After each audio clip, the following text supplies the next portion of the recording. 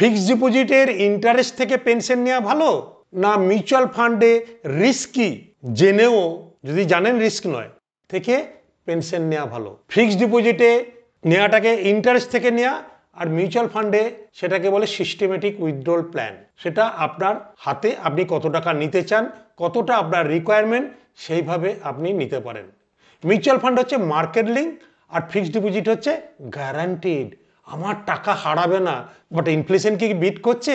আজকে ফিক্সড ডিপোজিটে আপনার ইন্টারেস্ট হচ্ছে ধরুন 7% অ্যাভারেজ বলছি, আর মিউচুয়াল ফান্ডের রিটার্ন 1 বছরে হয় না, 10 বছর আর অ্যাভাব ধরে বসতে থাকে, অ্যাভারেজ রিটার্ন 12%-এর উপরে দিচ্ছে। আজকে নয়, অনেক দিন ধরে। এবছরে লস, বাট ভালো ভালো করে প্ল্যানিং যারা করেছে কেনা বেচা, এবছরে লস, বাট যারা কিনেছে এই বছরে তাদের কিন্তু গেন অনেক বেশি। কারণ মিউচুয়াল ফান্ডে রিস্ক আছে, না জানাটা রিস্ক, আর এফডিতে রিস্ক নেই।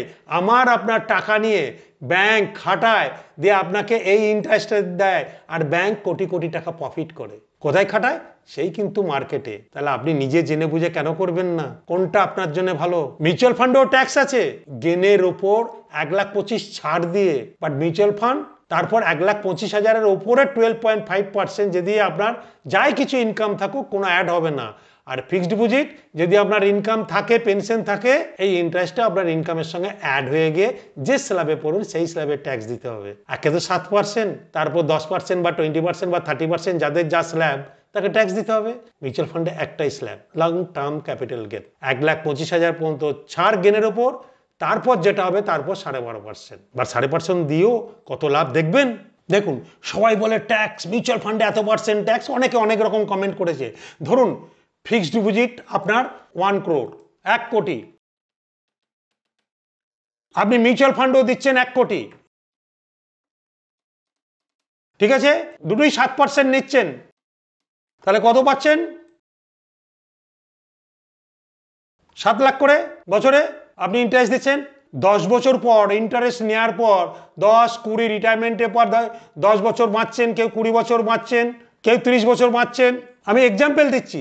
এর 10 বছর 20 বছর পর ইন্টারেস্ট নিয়ে নিলে 1 কোটি 1 কোটি থাকবে তো। আরে কত হবে? নেয়ার পরও এ 4 কোটি হয়ে যাবে, 4 crore। আপনি কি চান? কোনটা করবেন? কোনটা ভালো? এ 1 কোটি থাকবে, এ 4 crore হয়ে যাবে। মানে হিস্ট্রি বলছে, পারফরমেন্স বলছে, আমি বলছি না। তাহলে কোনটা আপনার জন্য ভালো? 1 কোটি, আমার 3 কোটি গেন আছে, 3 কোটির উপর ট্যাক্স দিয়ে দিন না, তাহলেও তো 1 কোটির থেকে বেশি। হ্যাঁ না না, জানুন বুঝুন দিয়ে ইনভেস্ট করুন।